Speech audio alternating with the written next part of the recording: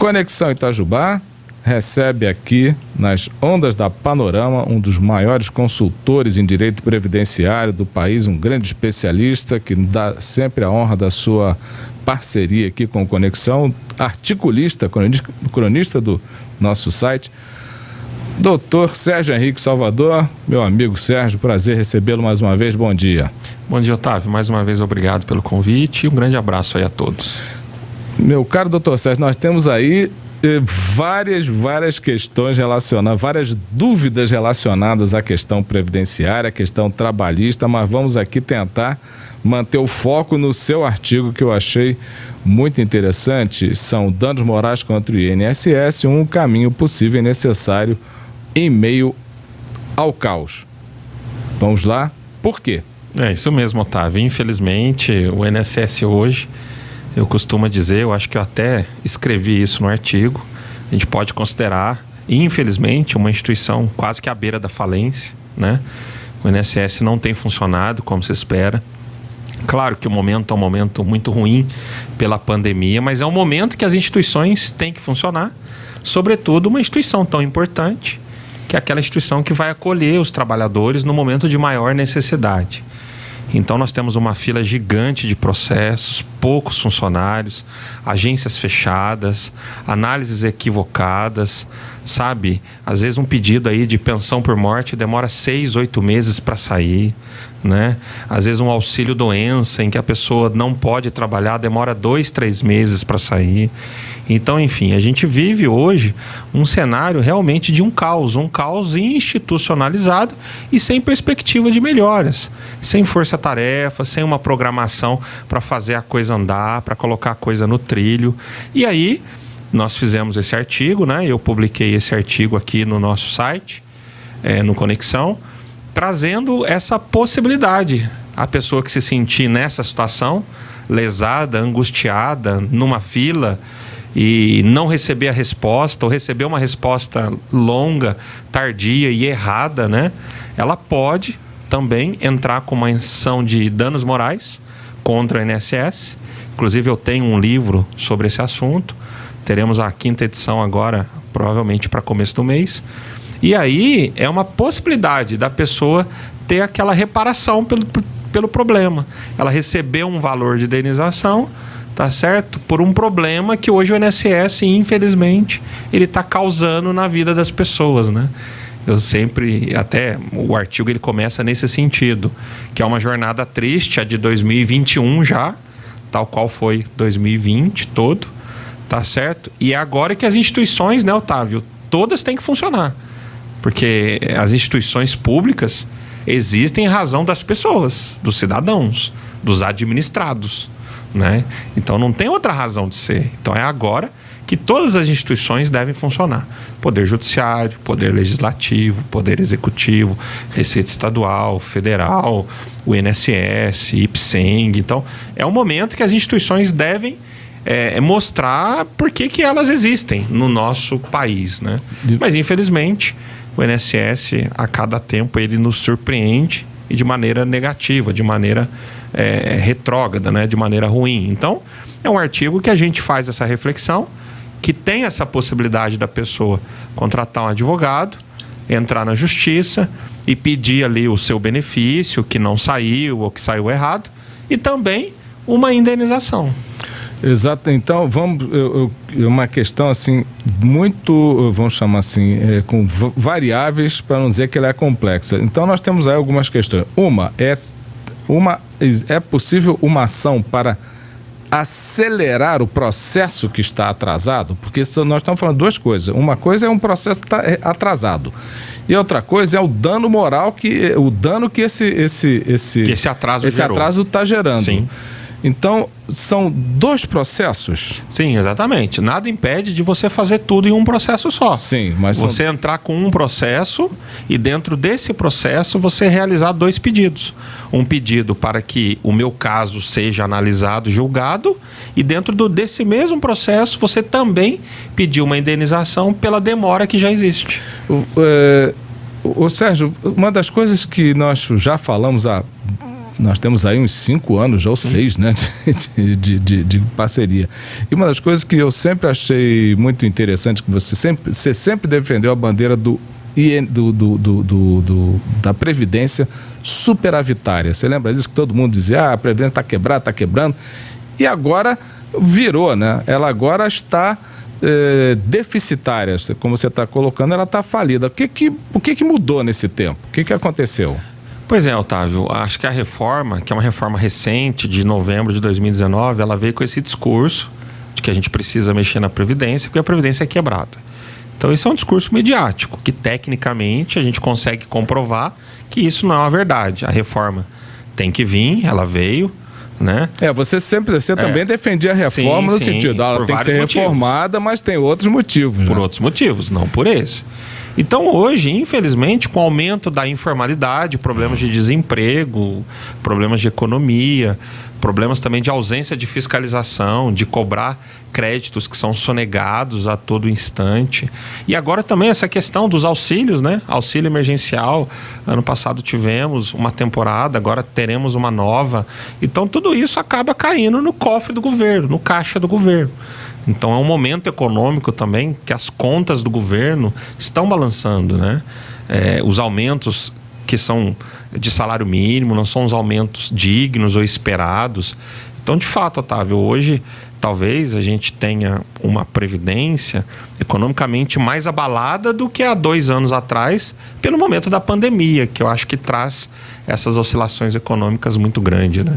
Mas a ideia do caos aí, que a gente coloca no nosso artigo, Otávio, é uma ideia também de prestação de serviço. Que a prestação de serviço está muito ruim, em que pese os esforços dos servidores. Que hoje a gente tem um volume muito grande de trabalho, né? E nós temos uma estrutura deficitária e sem perspectivas de melhora, né? Eu lembro que quando houve um pouco antes da reforma, você tinha nos passado aqui números assustadores de funcionários que estavam pedindo aposentadoria, estavam já partindo. Lembro que a gente havia aquela conversa, vamos botar ex-funcionários para trabalhar? Vamos botar militares para trabalhar. Exatamente. Foram medidas do governo, né, para tentar fazer a coisa andar. Mas é bem verdade que próximo da aprovação da reforma, 30% de todos os servidores do INSS, dentro dos 30%, muitos aposentaram e muitos estavam de licença. Então, assim, no momento que teve um boom de procura, a gente já tinha uma fila muito grande desde a reforma trabalhista do governo Temer, e aí veio a reforma da Previdência, isso dobrou, e agora na pandemia triplicou, e o cenário, né, de recursos humanos, de estrutura das agências não mudou. Então a gente tem uma demanda muito grande e uma estrutura bem ruim. Por isso essa ideia de colocar no artigo, né? Hoje é em meio ao caos. Não é só o caos econômico, político, sanitário, mas é um caos também das instituições. Esse tipo de processo, as pessoas entrando com essa medida, o Sérgio, elas podem ter de fato o seu processo, o seu problema resolvido ou não vai resolver nada, vai continuar atrasando como está, porque se falta funcionar, se a gente está esse caos todo, talvez um processo não venha adiantar muito, mas Otávio, ela consegue com certeza uma indenização? Sim, consegue, porque a gente está ponderando aqui a alternativa judicial. Quando a área administrativa não resolve, a pessoa tem um direito constitucional de acessar a justiça. O Poder Judiciário, ele está aí, é uma garantia que nós temos, né, uma conquista do Estado Democrático de Direito, lá na nossa Constituição de 88, do acesso à justiça. Então ele leva esse problema administrativo do INSS para o Poder Judiciário resolver. E o Poder Judiciário, com todos os seus problemas, hoje também, a gente tem um Poder Judiciário eletrônico, quase que 100%, né? Mas ele tem, dentro das limitações, ele tem atuado, ele tem trabalhado. Hoje temos audiências eletrônicas, né? Reuniões eletrônicas. Então, o Poder Judiciário, dentro das suas limitações, ele tem atuado aí. E nesse caso específico, a Justiça tem resolvido. Ô Sérgio, como é que está a situação do INSS no que diz respeito ao atendimento das pessoas? Está tudo online? Como é que está funcionando? Então, Otávio, na verdade, hoje mais de 90% dos serviços do INSS são digitais. através daquele conhecido site Meu INSS. Tem até aplicativo, a pessoa baixa no celular o aplicativo, entra na internet, ela faz uma senha, ela faz um login e ali ela olha tudo, ela olha extrato, requerimento, resposta de uma aposentadoria, se ela tem margem para fazer empréstimo consignado. Então hoje praticamente é quase que tudo digital, né? Já estava sendo implantado isso antes da pandemia. Já estava bem avançado. Aí veio a pandemia, praticamente estimulou a jogar todos os serviços nessa plataforma eletrônica. Mas as agências ainda existem, porque a gente tem algumas atividades que são presenciais, né? Por exemplo, perícia. Né? A pessoa, ela agenda, ela passa por uma perícia. Tem entrevista com assistente social dentro do INSS. Né? Temos algumas convocações dentro das agências. Às vezes a pessoa tem um problema no banco, Otávio, de pagamento do benefício, e aí ela tem que ir lá na agência também para o servidor decifrar aquele problema. Né? Mas as agências estão fechadas, só tem um atendimento com horário marcado, agendado, que ela faz isso pela internet, esse agendamento. Ou seja, ela faz o agendamento pela internet para ir lá na agência presencialmente. Exatamente. Tá muito complicado, né? E aí tem uma fila também, né? Você vai agendar para ser atendido, não é uma coisa que se resolve na mesma semana, né? Por exemplo, tem perícias que a nossa agência de Itajubá, ela tá marcando para daqui a 3 meses. Então a pessoa tem que esperar esse tempo sem receber nada. Até lá, às vezes, já tá até curado, né? Pois é. Nossa. Ô Sérgio, o nosso amigo professor Ronaldo Abrantes, ele diz aqui, não se trata de complexo de vira-latas, mas esse é um país que não é sério, que a cidadania não é considerada, por isso consegue se destacar em situações negativas, como é o caso da pandemia. O rombo do INSS não pode ser considerado pelo sistema para onde foi os recursos captados na época em que haviam muitos contribuintes e poucos aposentados. Esse é o verdadeiro rombo do INSS. Está aí uma boa pergunta. Não, excelente ponderação aí do professor Ronaldo, né? Muito conhecido na matéria. E é verdade, quando nós realizamos alguns estudos técnicos do direito previdenciário, eu até já falei aqui, Otávio. Sim. Tem estudos da UFMG, por exemplo, né? Tem um estudo bem legal que diz que com dinheiro da Previdência, dessa época aí que o professor Ronaldo está citando, nós construímos Maracanã, construímos rodovia Transamazônica, que nem terminou, né? Até hoje. Construímos Brasília, foi tudo com caixa da Previdência, naquela época que tinha muita contribuição e poucos aposentados. Então, cadê essa sobra? Né? Então, é um discurso que realmente não bate. Não bate. Ô Sérgio, agora foi bom o Ronaldo fazer a colocação dele. Ele professor Sérgio Salvador é a maior autoridade em questões previdenciárias, orgulho em estar em Itajubá. Meu caro Ronaldo, eu tenho dito isso todo o programa que o Sérgio fez, isso é uma grande verdade. Obrigado por estar confirmando. Sérgio, você tá como professor da FACESM e tem uma turma de pós-graduação que está sendo aberta. É verdade, um projeto. Para que os alunos tenham o privilégio de ter uma aula com você. É um projeto, né? Eu já falei isso em outras ocasiões, até nas minhas redes sociais. Um projeto muito importante, audacioso, inédito da FACESM para a cidade e para a região. Acho que não é um projeto só para a cidade. E num momento, né, Otávio, de grandes novidades, grandes mudanças, grandes reformas.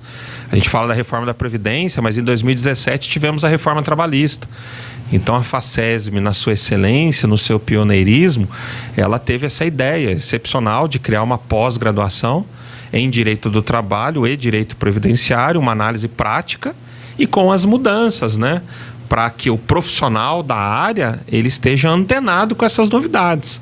E convidou nada mais, nada menos que o professor André Kerso, que é um grande professor, dá aula em várias instituições, muito conhecido, é mestre, dá aula em São Paulo, dá aula em Minas Gerais. E ele montou uma equipe muito boa aí de professores da PUC, professores da UFLA, professores da Unifenas, tem juiz do trabalho que vai lecionar. Então tem uma equipe de ponta aí, olha, eu dou aula em várias pós. Mas essa equipe aí da FACESM é uma equipe de tirar o chapéu. É uma equipe de peso, né? De peso. É uma equipe que é para trazer diferença mesmo para a região. Ô Sérgio, as inscrições lá estão abertas, não estão? Sim, é interessante, turma, né? Otávio. Basta os candidatos entrarem em contato com a FACESM, né? Até pelas redes sociais, enfim. Me parece que tem até um desconto aí para a primeira turma, um desconto de acesso, está um preço muito bom. E é isso. E temos que estudar nesse momento de dificuldades. Aqueles que estudam têm diferenciais na sua carreira, né? Com certeza. Tá chegando a pergunta técnica, que é uma consultoria 0800, Sérgio. Meu irmão tem 69 anos, ele tentou o LOAS, não conseguiu porque a esposa dele é aposentada com um salário. Gostaria de saber se ele deve tentar de novo. Aí é um caso. Se o INSS já negou, Otávio, tem que entrar na justiça. E na justiça ele vai ganhar, porque se a esposa recebe um salário mínimo, não atrapalha o LOAS dele, mas o INSS não aceita. Então é uma batalha judicial. Mas consegue. Certo consegue. Na justiça consegue. Boa notícia. Meu caro Dr. Sérgio Henrique Salvador, muito obrigado. Aliás, o artigo do Dr. Sérgio é um privilégio estar aqui no Conexão Itajubá. Até, se me permite, é um objeto de estudos, né? Pesquisa que para vários estudantes da área de direito previdenciário. Tá aí, o Dr. Sérgio colocou essas reflexões, essa pesquisa dele à disposição. Sérgio, só para encerrar, teu livro tá para sair agora para abril. A gente está lançando a 5ª edição do Dano Moral Previdenciário. Dano Moral Previdenciário. É o único, né, a única obra no Brasil sobre esse assunto. Então você faz favor de quando for. Opa, combinado. A gente volta aqui para falar dele. Combinado. Tá beleza? Sérgio, obrigado. Um abração, Otávio. E se cuidem, né? Cuidem dos seus, cuidem dos próximos. E é isso. Força, fé e esperança por dias melhores. É isso aí. Esse é o Dr. Sérgio Henrique Salvador, um dos maiores especialistas em direito previdenciário do país, participando do Conexão Itajubá, aqui nas ondas da Panorama.